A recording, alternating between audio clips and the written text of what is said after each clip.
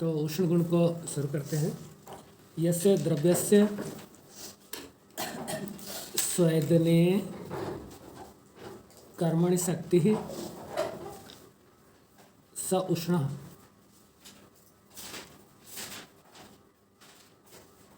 ये अष्टांग हृदय सूत्रस्थान पहला अध्याय 18वां गद्य और उस पर हेमाद्रि की व्याख्या।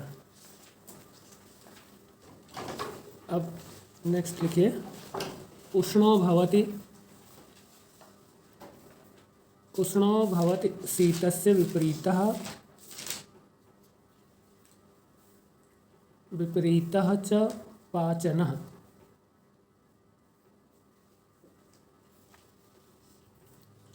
ये भाव प्रकाश के 6वें अध्याय से 203 नंबर का गद्य है। और अगला रस वैशेषिक कार्य ने कहा है तेजसम औषण्यम तैक्षण्यम च। औषण्यम तैक्षण्यम च।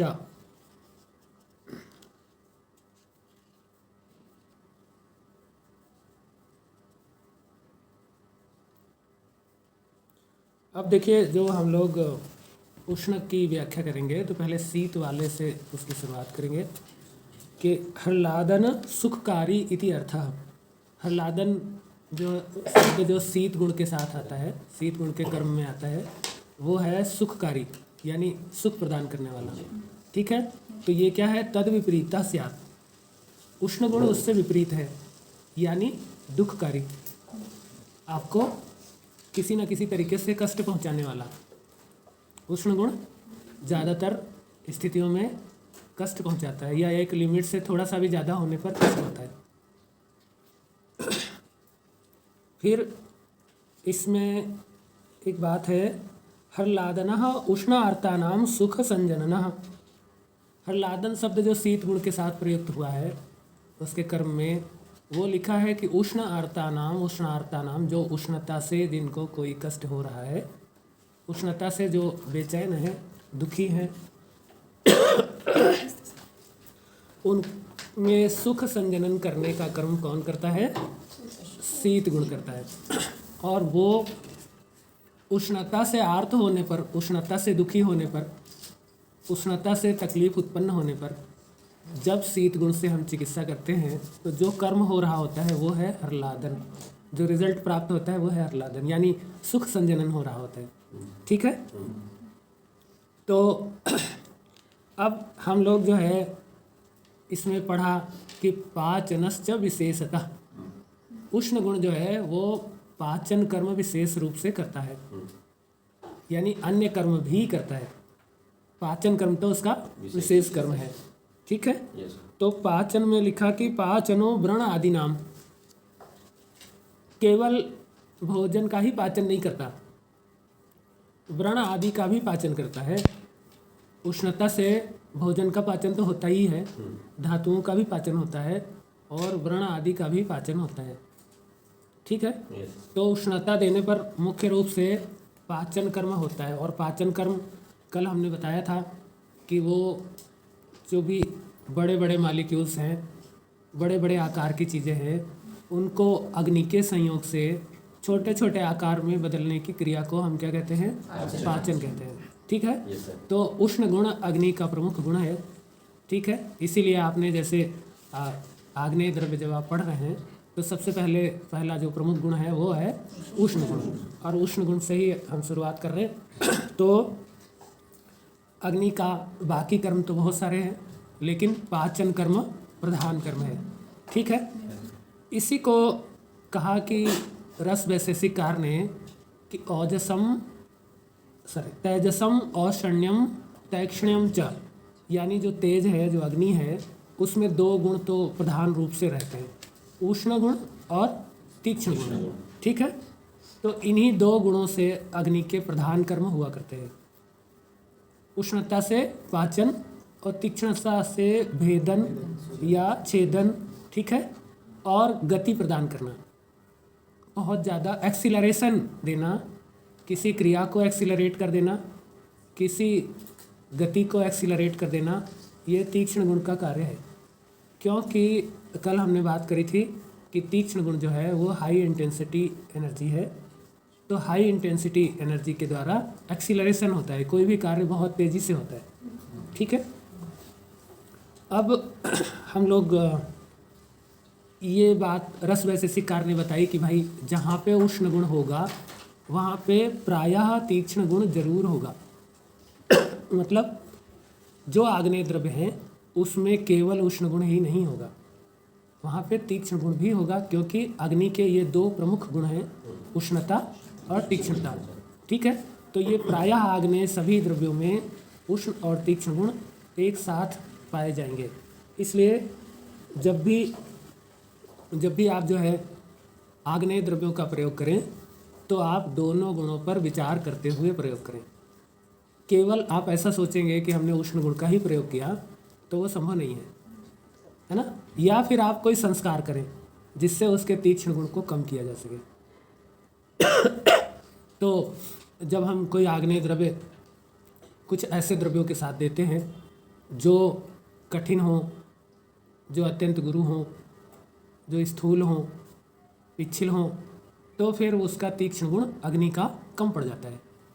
उष्ण गुण भी कम पड़ेगा लेकिन तीक्ष्ण गुण भी कम पड़ेगा। तो वो हम संस्कार के द्वारा द्रव्य के गुणों में परिवर्तन लाते हैं, है ना। लेकिन यदि केवल आपको उष्ण अपेक्षित है तो आप तीक्ष्ण को हाइड करने वाला कोई संस्कार करेंगे। हम लोग क्या करते हैं, संस्कारों के द्वारा किसी गुण को बढ़ा लेते हैं या किसी गुण को घटा देते हैं, है ना। तो उसी अनुसार द्रव्यों के साथ हम या क्रियाओं के द्वारा हम कोई ना कोई संस्कार करते हैं। ठीक है ना। हाँ,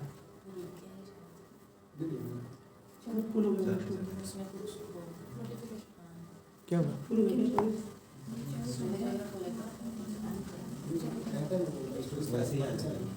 चल रहा है,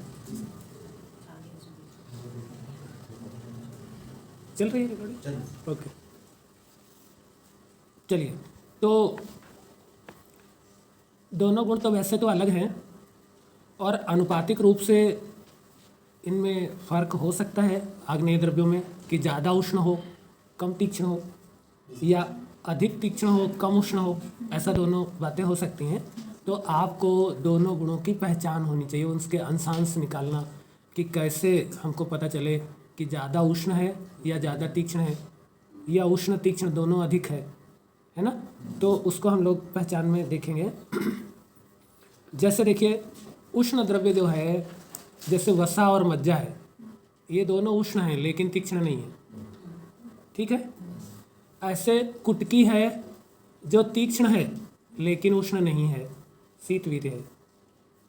कुटकी ऐसा द्रव्य है जो तीक्ष्ण गुण तो रखती है लेकिन उष्ण गुण नहीं होता उसमें। ठीक है, और इसी प्रकार से भल्लातक है जिसमें उष्ण भी होता है और तीक्ष्ण भी होता है। काली मिर्च है या सुंठी है, कलिहारी है, ये सब ऐसे द्रव्य हैं जो उष्ण भी हैं और तीक्ष्ण भी हैं। तो इसीलिए हम लोग जैसे जब भल्लातक का प्रयोग कर रहे होते हैं तो फिर उसका पहले हम लोग जो शोधन करते हैं वो उसके तीक्ष्ण गुण को कम करने के लिए करते हैं, जिससे भल्लातक का जो अत्यंत तीक्ष्ण गुण है वो थोड़ा कम हो जाए, सहने योग्य हो जाए रोगी को। इसलिए हम उसका संस्कार कर रहे होते हैं। ठीक है, कम नहीं रहती तीक्ष्णता। आपको जो सुंठी मिली होगी उसका एक्सट्रैक्ट निकाल लिया गया होगा, नहीं तो बहुत तेज़ होती है सुंठी।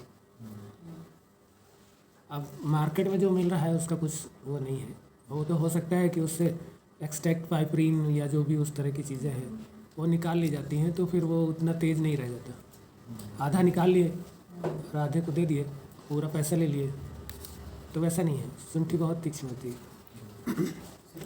ग्रंथि में करते हैं, ग्रंथि में भी करेंगे। ग्रंथि शोथ है एक्चुअली, तो शोथनाशक चिकित्सा हो तो कफ का सबसे ऐसा कोई रोग नहीं है जो भल्लातक ना जीत पाए। और ग्रंथि को आचार्य चरक ने लिखा है कि वो सभी शोथ है, ग्रंथि है, ट्यूमर है, अर्बुद है, सर्वांग शोथ है, एकांग शोथ है, सारे कुछ शोथ है। तो उसमें शोथ की चिकित्सा तो लगती ही लगती है। इसलिए जो है भल्लातक काम करेगा। ठीक है। लेकिन अब क्या होता है कि सबको एक जैसा नहीं देना है। आपको भल्लातक में बहुत सारा वर्ज्य है, तो उसके प्रयोग के समय आपको प्रकृति देखनी है, काल देखना है ना, इस तरीके से सुकुमार आदि की अवस्थाएं देखनी है। ये सब देख करके ही भल्लातक का प्रयोग किया जाता है। ठीक है। तो हमने पढ़ा कि यस्य द्रव्यस्य स्वेदने कर्मणि शक्ति स उष्ण, यानी कि जो द्रव्य उष्ण गुण से युक्त होता है वो स्वेदन कर्म करता है। स्वेदन का मतलब क्या है? क्लेदता या मेद का विलयन, मेद विलयन करके जो स्वेद की उत्पत्ति करना, ये उष्ण गुण का प्रमुख कार्य है। और उष्ण गुण जो पाचन करता है वहाँ भी क्लेद उत्पन्न करता है, यानी कुछ क्लेद उत्पन्न करके स्वेद भी क्लेद कारक होता है। इसलिए लिखा है कि स्वेदने कर्मणि शक्ति, स्वेद से ही क्लेद होगा। जैसे आप नहीं, पसीना आया तो आपके कपड़े भीग जाते हैं, आपका शरीर भीग जाता है, तो क्लेदित होना मतलब गीला हो जाना, तो पसीने से क्लेदित होता है। इसलिए उष्ण गुण क्लेदन को इनडायरेक्ट स्वेदन के द्वारा करता है। इसीलिए कल हमने आग्नेय द्रव्य पढ़ाते समय बताया था कि पाचन कैसे होता है, क्लेदन उत्पन्न करके पाचन होता है। ये बात कल चर्चा में आई थी। ठीक है। हाँ। तो देखिए उष्ण गुण की पहचान क्या होती है कि उष्ण गुण जिन चीज़ों में होता है वो व्यग्रता कारक होते हैं, वो उद्वेग कारक होते हैं, और उससे मूर्छा, त्रसा, स्वेद, दाह और पाचन, इस तरीके के कर्म अगर किसी द्रव्य के पास जाने से या सेवन करने से, ग्रहण करने से होने लग जाएं, तो आप समझ लीजिए कि उस द्रव्य में उष्ण गुण मौजूद है। ठीक है। जबकि तीक्ष्ण गुण अगर मौजूद होगा साथ में, तो वो क्या होगा? वो द्रव्य दाह, पाक और स्राव, ये तीन काम साथ में और कराएगा। अगर उष्ण और तीक्ष्ण दोनों ही गुण मौजूद हैं तो द्रव्य के सेवन करने से, स्पर्श करने से या देखने से आपके शरीर में, आपके इंद्रियों में, कहीं भी धातुओं में दाह, पाक और स्राव की स्थिति भी उत्पन्न हो जाएगी। जैसे देखिए, आप अगर भल्लातक का शोधन कर रहे होते हैं और उसकी भाप लग जाए आपको, तो ये दोनों बातें, दाह, पाक और स्राव भी होने लग सकता है, फफोले पड़ जाते हैं। ठीक है। तो ये उसकी तीक्ष्ण गुण के कारण हुआ। ठीक है। तो उष्ण गुण से युक्त कोई भी द्रव्य यदि होगा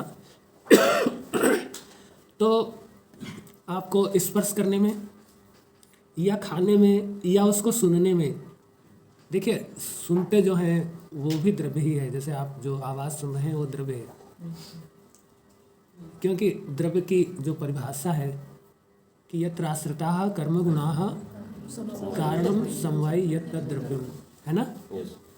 जिसमें कोई कर्म आश्रित हो, जिसमें कुछ गुण आश्रित हो, और जो अपने द्वारा उत्पन्न होने वाले कार्य द्रव्यों के प्रति समवायी कारण हो, वो चीज़ द्रव्य है। ठीक है कि नहीं। तो आप जो ध्वनि सुन रहे होते हैं उसमें कुछ कर्म होता है, कुछ गुण होता है। आपको अच्छा लगे सुन करके या बुरा लगे, ये उसका गुण है।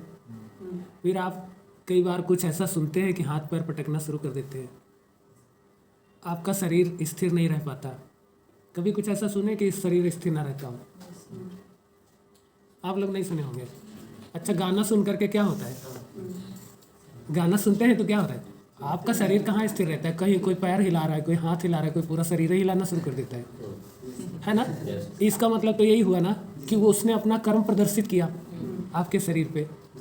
और जो ध्वनि है वो ध्वनि के द्वारा कोई गाना बन रहा है, कव्वाली बन रही है, कुछ तो हो रहा है ना। तो कार्य द्रव्य की उत्पत्ति में वो फिर से कारण हो गया, इसलिए वो द्रव्य है। समझ में आ रही बात? इसलिए हमने कहा स्पर्श करने से, खाने से या सुनने से या छूने से या सूंघने से, यानी जो भी ज्ञान के प्रकार हैं, उन किसी भी ज्ञानेंद्रियों के द्वारा यदि आपने आग्नेय द्रव्य का, आपकी इंद्रियों को यदि आग्नेय द्रव्य का संपर्क हुआ, तो सबसे पहला क्या होगा? वो इंद्रिय उत्तेजित हो जाएगी, उत्तेजना से युक्त हो जाएगी। से देखिए, आप जो है किसी का गर्म जोशी के साथ स्वागत करते हैं। तो वहाँ पे आप उत्तेजित अवस्था में रहते हैं कि मरे मरे से रहते हैं, है ना। इसका मतलब वही है कि सारी इंद्रियां हाइपर एक्टिव हो जाती है।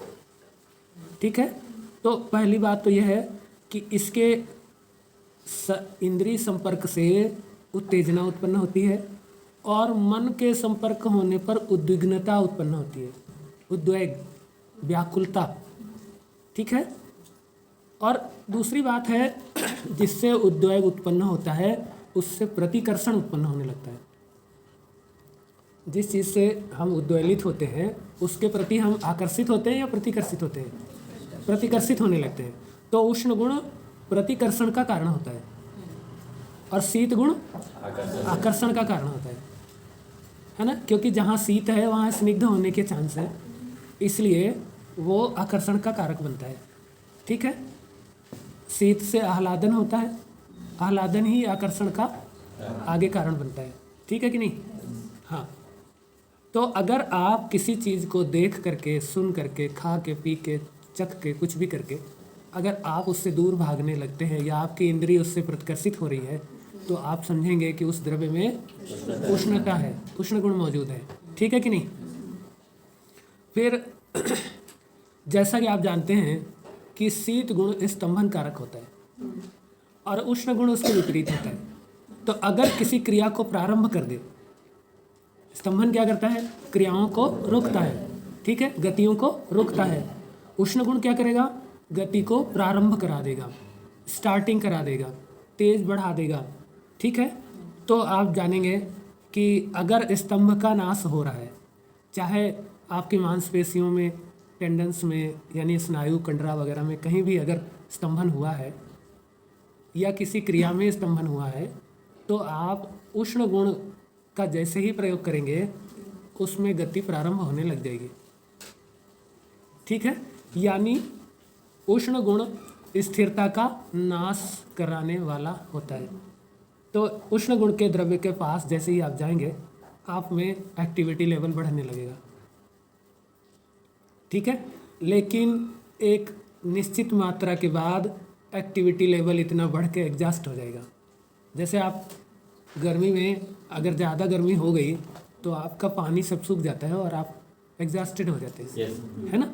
तो माने एक्टिविटी को तो बढ़ाएगा, लेकिन जब शरीर एक्टिव लायक रह ही नहीं जाएगा तो फिर वो एक्टिविटी ख़त्म भी हो जाएगी।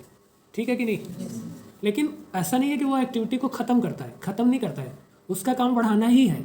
वो एग्जॉस्ट होना एक अलग मैटर है। ठीक है, तो ऐसा आपको समझना है। अब जिन द्रव्यों में उष्ण गुण होता है वो सभी एक्सोथर्मिक इन नेचर होते हैं। वो क्या होते हैं कि यदि आप उनका प्रयोग करेंगे तो आपके शरीर में जा कर के वो उष्मा का पहले उत्सर्जन करेंगे और वो उष्मा आपके शरीर के काम आएगी, यानी एक्सोथर्मिक इन नेचर। तो यदि आपके शरीर को उष्मा की आवश्यकता है तो आप उष्ण गुण से युक्त द्रव्य चिकित्सा में प्रयोग करेंगे। और जैसा कि अभी हमने बताया कि उष्मा की आवश्यकता कहाँ कहाँ पड़ती है। यदि स्तंभ है उसका नाश करना है, गति कहीं धीमी हो गई है उसको बढ़ाना है, या रुकी हुई है तो स्टार्ट करना है, तो वहाँ फिर उष्मा पाचन का कार्य विशेष रूप से करती है। पाचन मतलब कन्वर्जन। ठीक है, बड़े से छोटे की तरफ कन्वर्जन। ठीक है, तो ये कोई सी भी कार्य यदि आपके शरीर में रुका हुआ है या आपके पास जो रोगी आ रहा है उसमें आप ये चीज़ देखते हैं तो आपको बहुत सिंपल है, उष्ण गुण से युक्त द्रव्यों को चिकित्सा में प्रयोग कर लेना है। ठीक है। तो जैसा कि आपको पता है, अभी हमने बताया कि उष्ण गुण प्रतिकर्षण का भी कारण होता है ना। प्रतिकर्षण क्यों होता है, उद्वेग के कारण होता है। ठीक है। हाँ, तो अगर जो है आपको कहीं आकर्षण बढ़ रहा है, किसी इंद्रिय का किसी विषय के प्रति अधिक आकर्षण हो रहा है, तो आपको चिकित्सा में प्रतिकर्षण बढ़ाने वाला उष्ण गुण प्रयोग करना चाहिए, है ना। जैसे आप देखते हैं जितने भी ये नशा छुड़ाने वाली औषधियाँ होती हैं वो प्रायः उष्ण होती हैं। सभी की सभी नहीं होती हैं, लेकिन मैक्सिमम उष्ण होती हैं। क्योंकि जैसे ही व्यक्ति नशा छोड़ता है तो उसके शरीर की सारी क्रियाएं बहुत धीमी हो जाती है ना, और वो लेथार्जी फील करता है। तो इसलिए उस व्यक्ति को नॉर्मल पोटेंसी में लाने के लिए, उसकी शक्ति नॉर्मल लगे, वो अपनी शरीर को नॉर्मल शक्ति से संपन्न मान सके, इसलिए उसको ऐसे द्रव्य जो उष्ण प्रकृति के होते हैं उनको ही चिकित्सा में दिया जाता है, जिससे जो मदकारी द्रव्यों की उष्णता उसको जो प्राप्त होती थी उसको वो रिप्लेस कर सके। समझ रहे हैं ना? Yes. जैसे कोई अगर कोई मदिरा पान करता है तो उसकी इंद्रियां थोड़ी देर के लिए, जैसे प्रथम मद में, द्वितीय मद में, उसको काफ़ी ऊर्जा का एहसास होता है, उसको लगता है कि हम कुछ बड़ा कर सकते हैं, ज़्यादा कर सकते हैं। अब अगर वो सेवन करना बंद कर देता है और उसको आदत लग चुकी है तो उसके शरीर के सारे अंग प्रत्यंगों की जो गतियां हैं वो बहुत धीमी हो जाती हैं। उसको उतना क्या होना चाहिए, उतनी उत्तेजना प्राप्त नहीं हो पाती। तो शरीर की जो मांसपेशियां हैं, जो अंग प्रत्यंग हैं, वो उत्तेजना की कमी महसूस करते हैं। अब उससे उतनी उत्तेजना ही नॉर्मल लगती है जो वो किसी मदिरा आदि को सेवन करके प्राप्त करता था। तो अब आपको मदिरा तो देनी नहीं है, तो फिर क्या करना है, उष्ण गुण से उत्तेजना हम देते हैं। ठीक है, तो चिकित्सा में हमें क्या करना पड़ेगा, उष्ण गुण का प्रयोग करना पड़ेगा। ठीक है। Yes. हाँ, तो आपने देखा होगा कि जिन द्रव्यों में निर्यास निकलता है, गोंद निकलता है, वो द्रव्य या तो स्वयं उष्ण होते हैं या उष्ण परिस्थितियों में पाए जाते हैं। जैसे बबूल है तो नाम ही पता है उसका, अकेसिया अरेबिका, अरेबियन कंट्रीज में उसका मूल है। यानी और देखिए, यदि आप गोंद देखें तो वो गर्मी के महीने में ही उसका एक्सीडेशन होता है। Yes. उसका कारण है कि चल गुण यानी प्रेरण करा देना, बहा देना, निकालना, स्वेदन कराना, ये किसका काम है, उष्ण गुण का काम है। तो या तो द्रव्य उष्ण होगा तो उससे ऊजिंग होगी, और या मौसम उष्ण होगा तो ऊजिंग होगी। इसीलिए जितने भी निर्यास वाले वृक्ष होते हैं वो प्रायः उष्ण समय में या उष्ण परिस्थिति में ही उनसे निर्यास बाहर आता है। ठीक है। अब हम लोग उपयोग कहाँ करेंगे, तो उष्ण गुण का जो प्रमुख कर्म है वो तो आपको पता है कि पाचन कर्म है। Yes. और दूसरा कर्म इसका है किसी चीज़ को डाइलेट कराना। तो डाइलेशन जो है यानी सिराओं का, धमनियों का, स्रोतसों का, आशयों का, इन सब का क्या होगा, डाइलेशन करा देता है। तो अगर कहीं पे संकोचन हो करके कोई व्याधि हुई है, कोई मार्ग संकुचित हो गया है, कोई स्रोतस संकोच युक्त हो गया है, तो उसमें से जो प्रवाहित होने वाले दोष धातु मल आदि कुछ भी है उनके प्रवाह में बाधा उत्पन्न होती है। उस बाधा को दूर करने के लिए हमें उष्ण गुण से युक्त द्रव्य लेकर के चिकित्सा करनी चाहिए, जिससे हमें, जैसे देखिए, अगर आपको सांस लेने में तकलीफ हो रही है, आपके ब्रैंकियोल्स जो हैं, ट्रैकिया, ब्रैंकियोल्स कुछ भी अगर कॉन्स्ट्रिक्ट कर गए हैं तो आप उष्ण द्रव्यों का लेप सीने पर लगाते हैं पूरा स्थान पे, या फिर कोई उष्ण द्रव्य उसको सुंघाते हैं या उष्ण द्रव्य उसको सेवन कराते हैं। जैसे कि कनकासव, धतूरा अत्यंत उष्ण होता है, उससे बनता है कनकासव, और कनकासव का प्रयोग आप कराते हैं तो श्वास कष्ट में, श्वास कृच्छता में लाभ होने लगता है। ठीक है। Yes, उसका प्रमुख कारण क्या होता है, वैसोडाइलेशन, उष्णता। ठीक है। उष्णता से ब्रैंकियोस और ट्रैकिया वगैरह जो कॉन्स्ट्रिक्ट हुए हैं वो उष्णता के कारण डायलेट होते हैं, जिससे प्रॉपर एरेशन होता है। ठीक है। और सांस लेने में जो कष्ट हो रहा होता है वो थोड़ा दूर हो जाता है। ठीक है। तो अगर आप देखिए, अगर कहीं पे शरीर में डाइलेशन कम होता है, जैसे कि जाड़े के महीने में आर्टरीज थोड़ा कॉन्स्ट्रिक्ट कर जाती है, और जो सुपरफिशियल आर्टरीज हैं वो तो वैसे भी ज़्यादा ही कॉन्स्ट्रिक्ट रहती हैं, तो हमारा सेंट्रल सर्कुलेशन बढ़ जाता है और पेरिफेरल सर्कुलेशन थोड़ा कम हो जाता है। तो यदि हम ऐसी स्थिति में रहते हैं तो हमारे शरीर के हाथ पैर ठंडे नज़र आते हैं हमको। आपके पास कोई रोगी आया जिसकी कंप्लेन है कि उसके हाथ पैर ठंडे रहते हैं साहब, आपको चिकित्सा क्या करनी है? उष्ण गुण से युक्त द्रव्य आप चिकित्सा में दीजिए, उसके बाह्य सर्कुलेशन में भी इम्प्रूवमेंट होगा, यानी उसको जो बाह्य आर्टरीज हैं वो भी डायलेटेड होंगी और ब्लड का सर्कुलेशन बाह्य तरफ बढ़ जाएगा और हाथ पैर की जो ठंडक है वो कम हो जाएगी।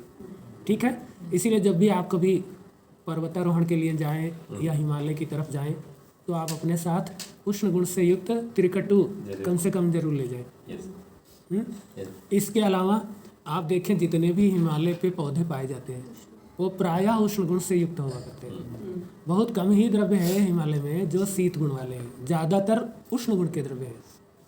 ठीक है, yes. उसका मुख्य कारण वही है कि जो वहाँ की अति शीतलता है उसका शमन वहीं की औषधियों से किया जा सके, इसलिए ऐसी स्थिति रहती है। तो सर अभी आपने जो बोला कि डायलेशन करने के लिए उष्ण द्रव्यों का लेप करना चाहिए, तो त्रिकटु का भी लेप कर सकते हैं सर? लेप भी कर सकते हैं, आप खिला भी सकते हैं ना, खिलाएंगे तो भी अंदर से डायलेशन बढ़ेगा और लेप भी कर सकते हैं।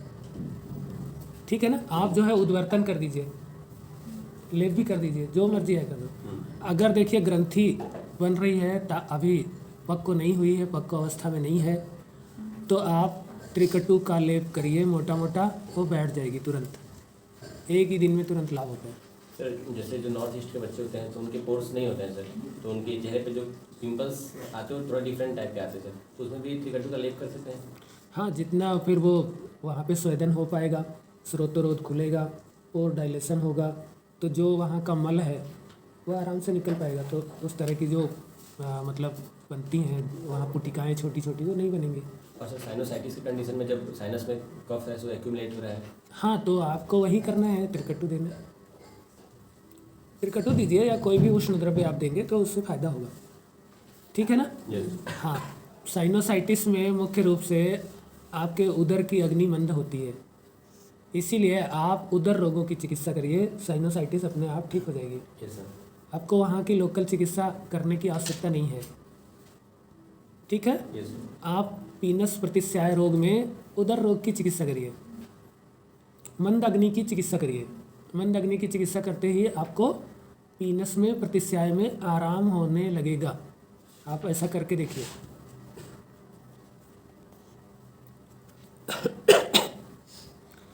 तो हमारे शरीर में यदि मल पिंडीभूत हो गए हैं तो उनको हम उष्ण गुण के द्वारा भी विलीन करते हैं, उष्ण गुण के द्वारा हम उनको द्रवीभूत करते हैं।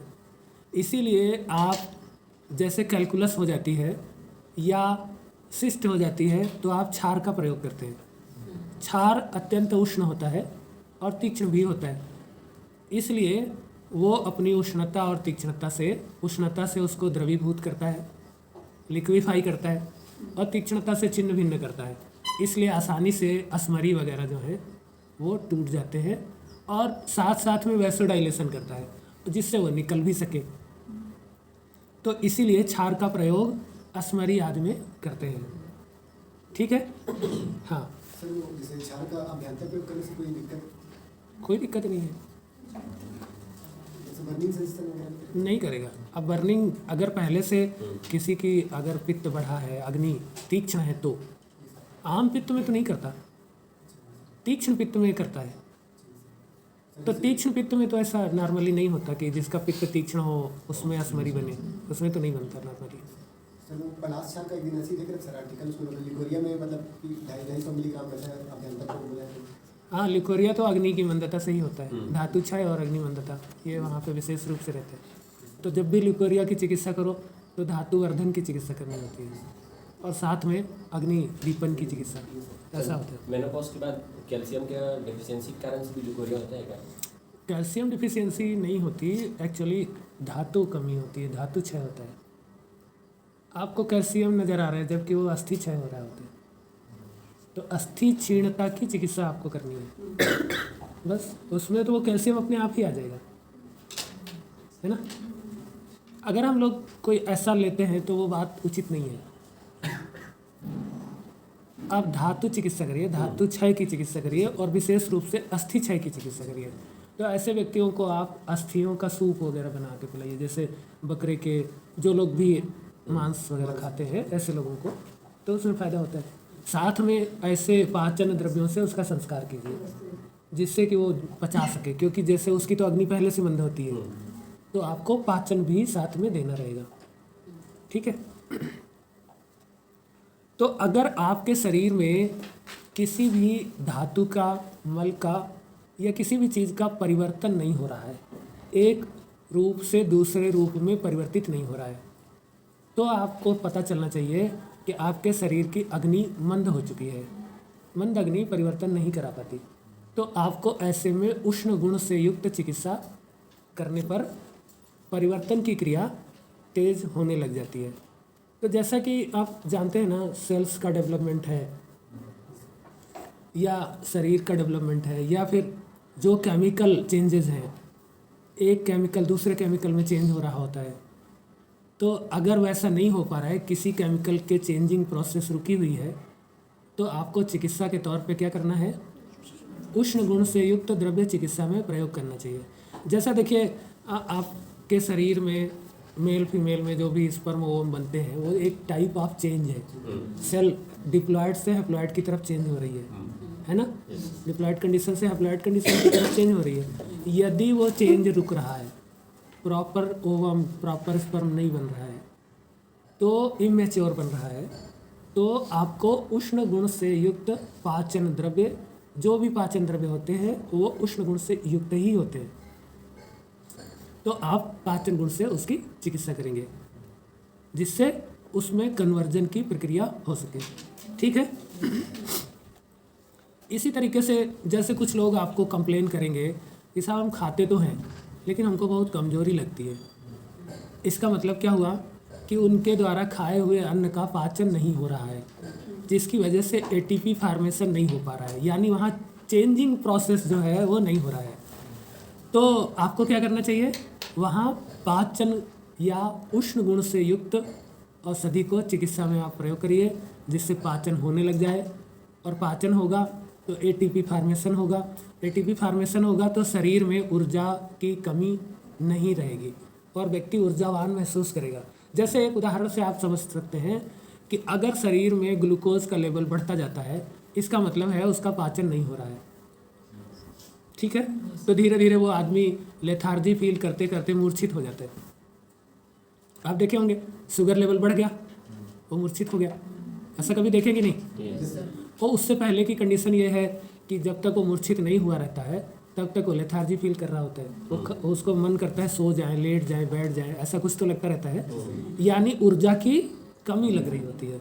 फिर आप क्या करते हैं, वही जो ग्लूकोज है उसको पाचन करने के लिए आप इंसुलिन दे देते हैं, और जैसे आपने इंसुलिन दे दिया, जो ग्लूकोज था उसका पाचन होने लग गया, पाचन होने लग गया तो एटीपी फार्मेशन होने लग गया और ग्लूकोज का लेवल भी डाउन हो गया, और परिणाम स्वरूप उसकी मूर्छा भी दूर हो गई और उसके शरीर में जो आलस्य था वो भी दूर हो गया। ठीक है कि नहीं। तो ये हमने एक उदाहरण बताया आपको, केवल ग्लूकोज का ही पाचन नहीं होता है, बहुत सारी चीज़ें हैं अपने शरीर में जिनका पाचन होना है, और अगर किसी भी चीज़ का पाचन प्रॉपरली नहीं होगा तो आपको ऊर्जा की कमी लगेगी। ठीक है। तो इस तरीके से आप उष्मा देंगे या उष्ण गुण से युक्त द्रव्य चिकित्सा में प्रयोग करेंगे। ठीक है। अगर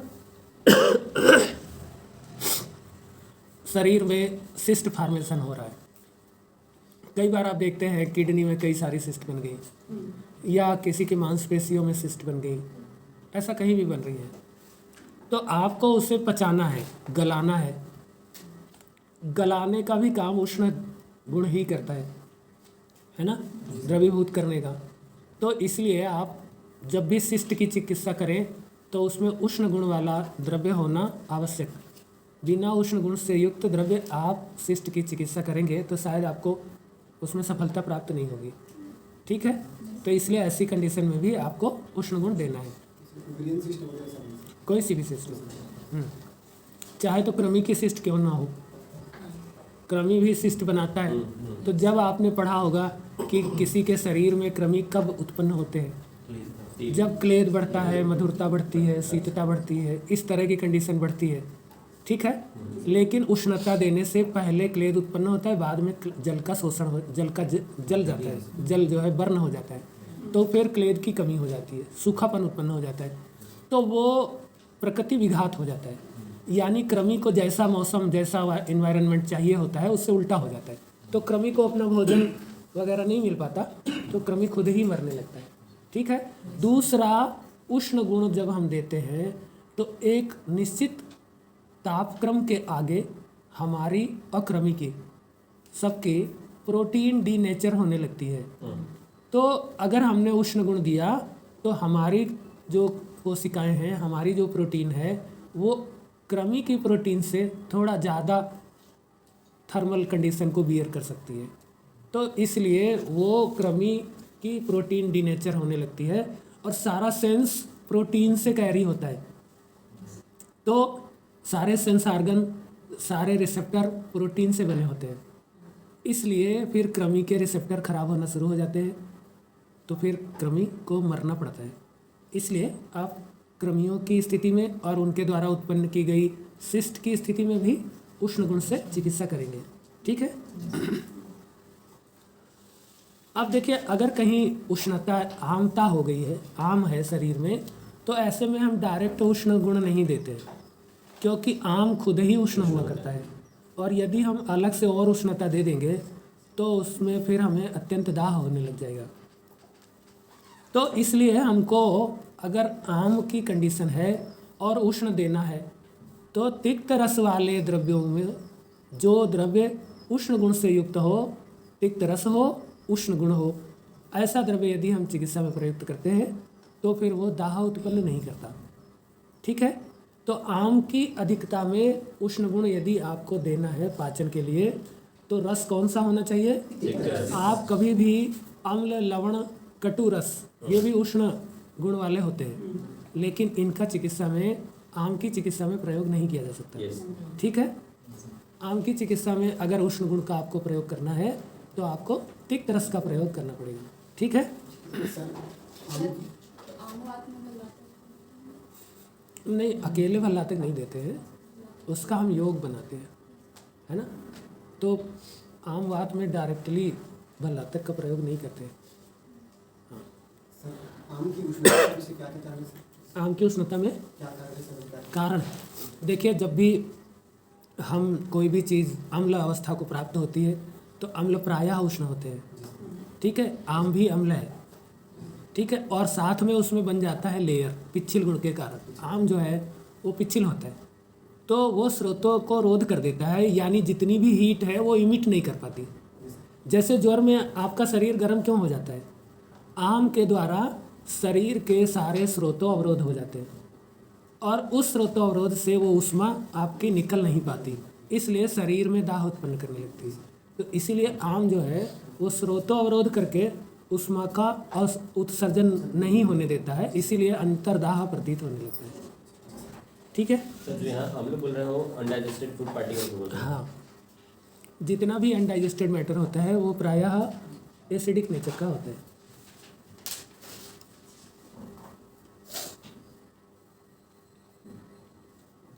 अब जैसे एक बड़ी कंडीशन है मंद बुद्धि होना।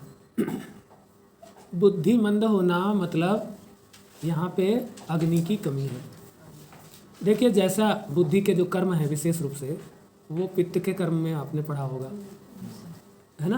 पित्त कर्म अविकारजम पढ़े होंगे कि नहीं? तो वहाँ पे आपने ये सब बुद्धि के कर्म पढ़े होंगे। और अगर जो है बुद्धि मंद है, इट मीन्स कि उसमें पृथ्वी या जल यानी या कफज स्थितियाँ बढ़ी हुई हैं। तो आपको क्या करना है? उष्ण गुण से युक्त मेध्य द्रव्य देना है, जैसा कि ज्योतिष्मती है, जैसे कि वचा है, और उस्त खुद्दूस है। इस तरह के जो द्रव्य हैं वो उष्ण है। ऐंद्री है, वो उष्ण है ना। तो आप देख रहे होंगे कि मेध्य द्रव्य दोनों प्रकार के होते हैं, उष्ण भी होते हैं और शीत भी होते हैं। तो हमको डिफरेंट कंडीशन में उष्ण या शीत जैसी स्थिति रहे, यदि आपकी बुद्धि चलती ही नहीं है, उसमें गति ही नहीं है, सोच ही नहीं पाते, गुणनफल ही नहीं कर पाते, वृद्धि नहीं कर पाते किसी बात को। आपको का बताया गया तो बस आप का तक ही सीमित हैं। का से आगे कैसे बढ़ा जाए ये यदि आपको नहीं आ रहा है, मतलब आपकी बुद्धि मंद है। फिर आपको करना क्या चाहिए? उष्ण गुण से युक्त मेध्य द्रव्यों का आपको चिकित्सा में प्रयोग करना चाहिए। तो जैसा कि हमारे आचार्यों ने बताया कि अलम एतद ही अल्प बुद्धि नाम व्यवहाराय, यानी जो चरक संहिता में जो शब्दशः लिखा हुआ है, जो शब्दशः अर्थ आप जानते हैं, वो मंद बुद्धि होने का प्रमाण है। और जब आप उन शब्दों से जो उसमें गूढ़ अर्थ या सूक्ष्म अर्थ जो उसमें है उन तक पहुंच जाते हैं तो आपकी बुद्धि तीक्ष्ण है। अब बात समझ पा रहे हैं? जैसा कि हम लोग अभी चर्चा कर रहे हैं, एक उष्ण गुण की इतनी देर से चर्चा हो रही है, तो मतलब हम उसके सभी पहलुओं पर विचार कर रहे हैं। अगर आप इस तरीके से पढ़ते हैं तो आपकी अग्नि ठीक है, और यदि आप खाली उष्ण लिखा है तो उष्ण होता है तो बस इतना ही जानते हैं तो आप मंद बुद्धि से युक्त हैं। तो फिर अगर आप ऐसी स्थिति में हैं तो आपको शर्माने की ज़रूरत नहीं है। आपको अपनी बुद्धि को तेज करने की आवश्यकता है, और तेज को तेज से ही तेज किया जाता है। जी। इसलिए तेजसम और संयम तैजसंयम च, इसलिए आप तेजस क्रियाओं का और तेजस द्रव्यों का चिकित्सा में प्रयोग करिए। आप व्यायाम करिए जिससे आपके शरीर का तेज बढ़े, ठीक है। आप ऐसे आपके आचार विचार रखिए जिससे आपके शरीर का तेज बढ़े, और आप ऐसा आहार विहार रखिए जिससे आपके शरीर का, जैसे हम रोज़ ही बताते हैं कि सुबह देर तक मत सोइए, नहीं तो आपके शरीर का तेज का नाश होता रहेगा और आपकी बुद्धि कभी भी तीक्ष्ण नहीं हो पाएगी। आप शास्त्र अध्ययन के लायक नहीं रहेंगे। इसीलिए यदि आपको शास्त्र अध्ययन करना है तो आप ब्रह्म मुहूर्त में सो करके उठने की आदत डालिए, और नहीं मानेंगे तो ऐसे ही रहेंगे। मानेंगे तो आपका विकास जरूर होगा, ठीक है। क्योंकि जैसे जैसे आपका कफ बढ़ता रहेगा वैसे ही अग्नि मंद होती रहेगी। अग्नि मंद हुई तो बुद्धि मंद होगी और शारीरिक सभी क्रियाएं मंद होंगी, आलसी होंगे आप, ठीक है। इसलिए आपको क्या करना है? तो अब आपके पास मंद बुद्धि के बालक आए, यदि अभी हमारे पास एक बालक है जिसकी हम चिकित्सा कर रहे हैं, वो मंद बुद्धि से युक्त था। अब हमने तो उसको उष्ण चिकित्सा कर दी, अब वो इतना तेज हो गया है कि कंट्रोल से बाहर हो रहा है। अभी वो इसी संडे को फिर आने वाले हैं, उनको अब कुछ उसको धीमा करना पड़ेगा, बहुत तेज हो गया है, वो बैठता ही नहीं है। राजनांदगांव का बच्चा है, तो पहले मंद बुद्धि थी, कुछ पढ़ता नहीं था, 2-2.5 महीने चिकित्सा करी, वो इतना तेज हो गया है कि वो लोग परेशान है। वो भागा भागा फिरता है, कुछ ना कुछ करता ही रहता है। तो अब कह रहे हैं सर थोड़ा सा कंट्रोल में रहे इस तरीके से। तो मतलब मैं आपको बता रहा हूँ कि मंद बुद्धि के हमने कई सारे बच्चों को चिकित्सा करके उनको सक्षम बना दिया। तो आप भी ऐसा कर सकते हैं, बहुत सिंपल है, कुछ भी कठिन नहीं है, खाली आपको सिद्धांत मालूम होना चाहिए। और जो लोग ऐसा सोचते हैं कि हम खाली रट लेंगे तो चिकित्सा कर लेंगे, तो नहीं कर सकते। जब तक आपको उसके पीछे का सिद्धांत पता नहीं होगा, उसमें कौन सी गणित का कौन सा नियम लागू होता है ये नहीं पता होगा, तब तक आप किसी का प्रैक्टिकल नहीं कर सकते, ठीक है। तो इसीलिए प्रैक्टिकल करने के लिए आपको एक एक शब्द की मर्मज्ञता होनी चाहिए। इसीलिए हम आपको पीजी लेवल में इतना सूक्ष्म पढ़ाने का प्रयास करते हैं, ठीक है। तो चलिए आगे चलते हैं। अब यदि स्रोतो अवरोध हो तो स्रोतो अवरोध में आपको क्या करना चाहिए? उष्ण के साथ मृदु गुण से युक्त द्रव्य सेवन कराना चाहिए।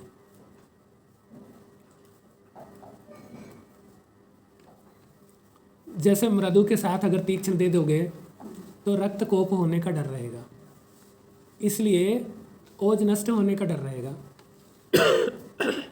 इसलिए आप क्या करें, जैसे उष्ण द्रव्य हैं लवण, हिंगू, वचा, इस तरह की चीज़ें उष्ण हैं, आप इनको क्या करें? घृत के साथ सेवन करें, तो स्रोतो अवरोध आसानी से दूर होता है।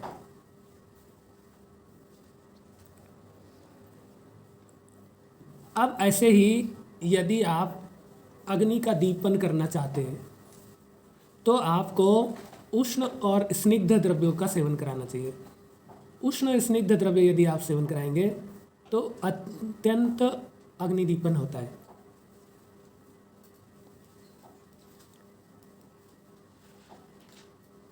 केवल उष्ण और स्निग्ध से नहीं होता है, लेकिन उष्ण और स्निग्ध से भी होता है, ठीक है ना। जैसे घृत देखिए केवल उष्ण नहीं है वो, है ना, स्निग्ध एवं शीत है, उससे भी अग्नि का दीपन होता है। तो लेकिन ज़्यादातर स्थितियों में हमें क्या करना चाहिए, उष्ण एवं स्निग्ध गुण से युक्त द्रव्य चिकित्सा में प्रयोग करना चाहिए। कारण जैसा हम जानते हैं कि हमारी जो एंजाइम हार्मोन सिक्रेटिंग ग्लैंड्स है और उनके जो मैन्युफैक्चरिंग सेल्स हैं जो ग्लैंड्स में पाई जाती हैं, यदि वो इनएक्टिव हो गई तो प्रॉपर मात्रा में वो एंजाइम हार्मोन का प्रोडक्शन नहीं कर पाएंगे। तो हमको उन्हें प्रॉपरली एक्टिवेट करने के लिए सेल्स को और ग्लैंड को उष्ण एवं स्निग्ध द्रव्य दिया जाता है, जिससे वो अच्छे से स्टिमुलेट होकर के अपना काम तेजी से कर सकें, ठीक है। तो अब आखिरी में जैसे एथेरोस्क्लेरोसिस है, एथेरोस्क्लेरोसिस में भी हमें उष्ण के साथ साथ मृदु द्रव्य सेवन कराना चाहिए। जैसे आप जानते हैं यदि सरसों तेल खिलाया जाए तो किसी को भी एथेरोस्क्लेरोसिस नहीं होता, ठीक है। डालडा खाने से या मूंगफली का तेल खाने से एथेरोस्क्लेरोसिस होती है।